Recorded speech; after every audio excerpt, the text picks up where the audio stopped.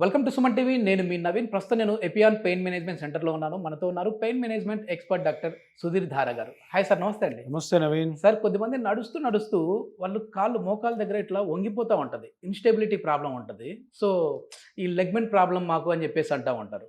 అట్లా ligament problem ఉన్న వాళ్ళకు కూడా ఈ లెగ్మెంట్స్ కూడా పిఆర్పి చేయొచ్చా sir? So first of all Naveen, ఎప్పుడు కానీ ఇప్పుడు ఒక సిమ్టమ్ చెప్పాను, నడుస్తుంటే స్లిప్ అవ్వడం, ఇన్స్టెబిలిటీ, ఇట్లా ఇట్లా జారిపోతుంది. సో ఫస్ట్ ఆఫ్ ఆల్ కారణం కనుక్కోవాలి. ఓకే, అది లిగమెంటా కాదా, ఇంకేమన్నా. అందుకనే ఒకవేళ ఈ సిమ్టమ్తో నా దగ్గర పేషెంట్ వచ్చాడు అనుకో, నేను ఫస్ట్ ఎగ్జామిన్ చేస్తాను. మోకాలు పట్టుకొని కొన్ని టెస్ట్లు ఉన్నాయి, దాంట్లో ఆ ఇన్స్టెబిలిటీకి కారణం ఏంటో కనుక్కుంటాం. ఏది స్కానింగ్కి ముందు ఓహో ఇది ఉంటుందని నాకు ఒక ఐడియా వస్తుంది. తర్వాత స్కానింగ్లో ఈ నేను చూసిన స్ట్రక్చరే డ్యామేజ్ అయిందా లేదంటే వేరేదా. అంటే మోకాలు అన్నది పెద్ద జాయింట్, మోకాలు మీద బరువు అంతా పడుతుంటుంది కాబట్టి మోకాలు చాలా స్ట్రెంగ్త్గా ఉంటుంది, జాయింట్ ప్రొటెక్షన్ ఎక్కువ ఉంటుంది.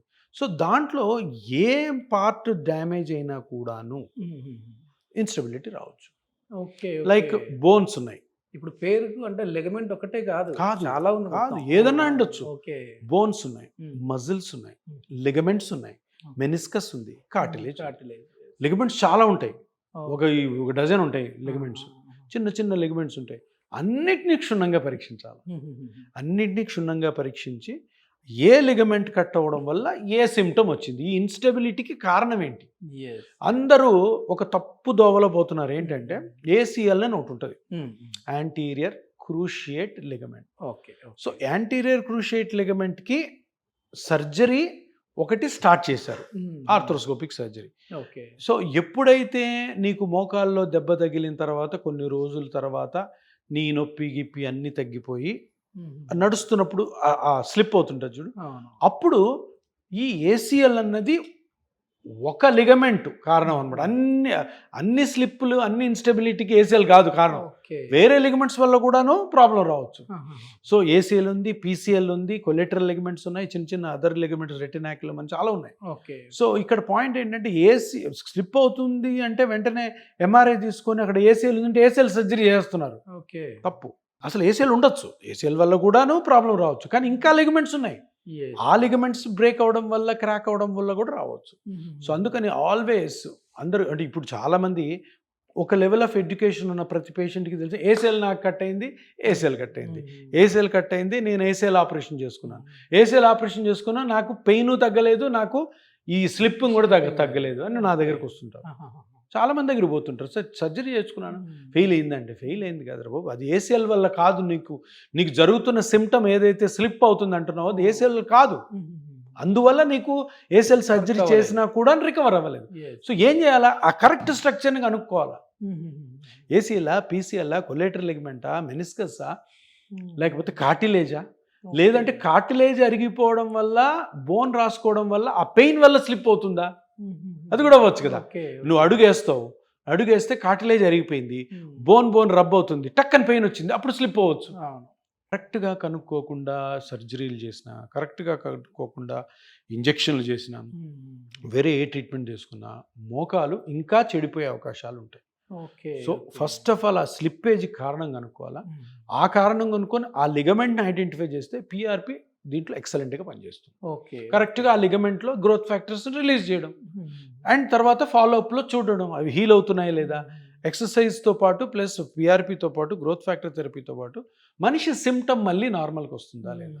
టకామని సర్జరీ చేసుకున్నాం అనుకో, చెప్తున్నా చేయొచ్చు, కానీ చేసిన తర్వాత సిమ్టమ్ ఇది కాకపోతే, రికవర్ కాకపోగా సర్జరీ వల్ల తొందరగా ఆస్టియోఆర్థరైటిస్ వస్తుంది, గుజ్జు జరిగిపోతుంది, తొందరగా నీ ఆస్టియోఆర్థరైటిస్ వచ్చి ఇంకా కార్టిలేజ్ అరిగిపోయి పెయిన్ ఎక్కువ అవుతుంది. ఇప్పుడు పిఆర్పి అంటేనే ఒక అపోహ ఉంది, అంటే ఇది ఓన్లీ గుజ్జు అరిగిన చోట మాత్రం గుజ్జును తీసుకొని వస్తుంది అని చెప్పేసి అది మాత్రమే ఉంది, అంటే ఈ లెగమెంట్ కూడా పని వస్తుంది. చాలా బాగా పనిచేస్తుంది. పాయింట్ ఏంటంటే సార్ ఇది ఇప్పుడు నవీన్ ఎలా ఉంటుందంటే, ఇప్పుడు లిగమెంట్ కట్ అయింది, మెనిస్కస్ కట్ అయింది, కార్టిలేజ్ తగ్గిపోయింది, ఇవన్నీ ఏంటి, ఇవన్నీ సాఫ్ట్ పార్ట్స్, మెత్తటి పదార్థాలు.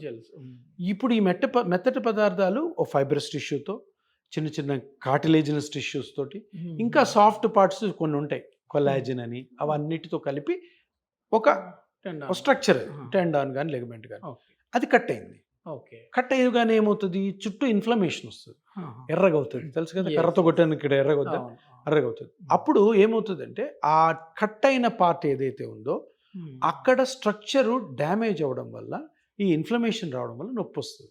ఓకే.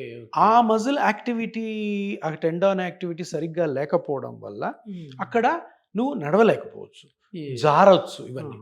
సో పిఆర్పి ఎట్లా పనిచేస్తుంది సార్ అంటావు. పిఆర్పి ఏం పనిచేస్తుంది, నువ్వు ఏదైతే కట్ అయిందో ఆ ఫైబ్రస్ టిష్యూ అవచ్చు, కార్టిలేజినస్ టిష్యూ అవచ్చు, టెండినస్ స్ట్రక్చర్ అవచ్చు, అక్కడ నువ్వు ఏం రిలీజ్ చేస్తున్నావు, పిఆర్పిలోని గ్రోత్ ఫ్యాక్టర్స్. గ్రోత్ ఫ్యాక్టర్స్ ఏం చేస్తాయి, అక్కడికి పోయి రిపేర్ స్టార్ట్ చేస్తాయి. ఏం రిపేర్ స్టార్ట్ చేస్తాయి, ఆ ఫైబ్రస్ టిష్యూ కట్ అయితే మళ్ళీ అవి అతుక్కునేటట్టు చేస్తాయి. లేదు కార్టిలేజినస్ టిష్యూ డ్యామేజ్ అయితే దాని థిక్నెస్ని పెంచుతాయి, కొల్లాజన్ రీసింథసిస్ అవుతుంది. సో ఇట్లాగే రీమోడలింగ్ జరగడం వల్ల అవి అతుక్కుంటుంది. ఈ కాన్సెప్ట్ 50-60 సంవత్సరాల క్రితం నుంచి ఉంది. దాన్ని సరిగ్గా వాడలేదు ఎవరు. ఏం చేశారు, లిగమెంట్ కట్ అయింది, కొన్ని రోజులు చూడడము, లిగమెంట్ కట్ అయిన దానివల్ల వచ్చే సిమ్టమ్కి ఇంక ఇంప్రూవ్మెంట్ లేదు, మందులతో ఫిజియోథెరపీ కావట్లేదు, దాన్ని కుట్టడం. సర్జరీ ఏంటంటే కుట్టడం. ఇది కట్ అయింది, కుట్టు, దగ్గర పెట్టు, కుట్టు. దానికి డిఫరెంట్ మెటీరియల్స్. ఇంతమంది ఓపెన్ చేసి కుట్టేవాళ్ళు, ఇప్పుడు స్కోప్ వేసేసి ఒక 3-4 స్కోప్స్ వేసి దాన్ని కుట్టడం. సో ఇక్కడ ఆ కుట్టడం అన్నది ఒక క్రూడ్ మెథడ్. ఈ గ్రోత్ ఫ్యాక్టర్ థెరపీ అన్నది సోఫిస్టికేటెడ్ మెథడ్. సింపుల్గా చిన్న ఇంజెక్షన్తో. ఇది ఎవరు డినైట్ చేయలేరు. అపోహ అన్నది అపోహ కాదు, అపోహ చేశారు. ఎందుకు, దీన్ని డెవలప్ చేయడం కోసం దీన్ని అపోహ చేశారు. ఈరోజు జనాల్లో మార్పు వచ్చింది. People are believing in PRP. ఎందుకు, పిఆర్పి అందరూ చేస్తున్నారు, అందరికీ మంచి రిజల్ట్ వస్తున్నాయి, పేషెంట్ బిలీఫ్ స్టార్ట్ అయింది కాబట్టి సర్జరీని దూరం పెడుతున్నారు. సర్జరీ చెడ్డదని చెప్పాం, కానీ సర్జరీ దాని టైం వేరు, లాస్ట్ రిసార్ట్. సో పిఆర్పి ఎట్లా పనిచేస్తుంది, లిగమెంట్స్లో కార్టిలేజ్ ఒక్కటే పెంచుతుంది కాదు, కార్టిలేజ్ పెంచుతుంది, లిగమెంట్ని అతికిస్తుంది, టెండాన్స్ని హీల్ చేస్తుంది. సో ఇవన్నీ ప్రూవ్ అనేవి, ఎవరు నేను చెప్పేవి కాదు, ప్రూవ్ అను. దాని పేరే growth factors. Plasma, platelet rich plasma, దాంట్లో గ్రోత్ ఫ్యాక్టర్స్. గ్రోత్ ఫ్యాక్టర్స్ ఏం చేస్తాయి, గ్రో చేస్తాయి. దాని పేరే అది కదా. హెయిర్ని గ్రో చేస్తాయి, ముడతలు బాగుంటాయి. ఎక్కడ ఏ ప్రాబ్లం ఉన్నా ఈ పిఆర్పి అనేది చెయ్యొచ్చు.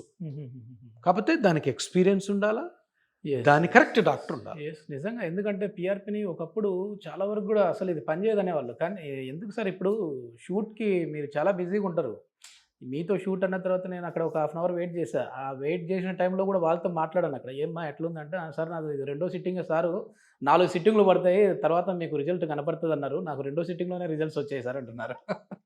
సో అట్లా పిఆర్పి అనేది కరెక్ట్ ప్రాసెస్లో చేసి నవీన్ ఒక 5-6 సంవత్సరాల తర్వాత జనాల్లో, పర్టికులర్గా ఈ సౌత్లో, మన నార్త్లోకి ఎంటర్ కదా, సౌత్లో జనాల్లో ఎంత విపరీతమైన నమ్మకం పెరుగుతుందంటే పిఆర్పి మీద, దానివల్ల సొసైటీకి మంచి జరుగుతుంది. అనవసరమైన సర్జరీస్ వల్ల కాంప్లికేషన్స్ ఇవన్నీ రాకుండా. చాలా మంచి information sir. Thank you sir. Thank you. నమస్కారం.